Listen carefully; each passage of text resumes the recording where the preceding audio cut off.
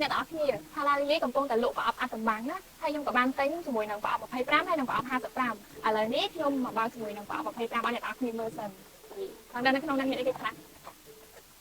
វ៉ាអ្នកនរគ្នាកាហ្វេនេះខ្ញុំញ៉ាំរាល់ថ្ងៃតែម្ដងហើយនេះកន្លែង24ណាហើយចង់នំ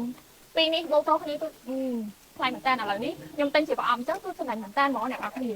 មកបងប្អូនឥឡូវនេះចូលប្រអប់ទី2ម្ដងតម្លៃ$55វ៉ាអ្នកនរគ្នាបើអត់ឃើញលុយមិនគេហ្មងអូយចំណេញខ្លាំងមែនតើហើយតម្លៃ55ឥឡូវបាន$50អ្នកនរគ្នាហើយឥឡូវមានលេងមកតទៀតអូមួយទៀតអ្នកនរគ្នាអូចំណេញខ្លាំងមែនតើហ្មងនេះកាហ្វេខ្ញុំចូលចិត្តញ៉ាំក៏ឲ្យខ្ញុំស្អាតរាល់ថ្ងៃហ្នឹងគឺស្អាតដោយសារកាហ្វេនឹងឯងនេះស្រូបន្តិចមាសបងអ្នកនរគ្នាចង់បានប្រអប់អាត់កំបាំងដែលចំណេញលើចំណេញចង់កុំភ្លេចទៅថាចូល page ក្រុមហ៊ុន Thala Lily ដែលសោះណានិយាយទៅកុំឲ្យឱកាសនេះកន្លងផុតទៅឲ្យសោះដោយសារវាចំណេញខ្លាំងមែនតើបានតែស្បែកស្អាតរៀងស្អាតអូយហើយថែមទាំងបានរង្វាន់លុយចឹងទៀតអ្នកនរគ្នានិយាយទៅខ្ញុំលើគាត់ថាមានគ្រប់ប្រអប់អាចតែមានគ្រប់ប្រអប់តែខ្ញុំអត់ច្បាស់ដែរចឹងណាឥឡូវខ្ញុំបាន50ខ្ញុំអត់ខ្វល់អីចឹង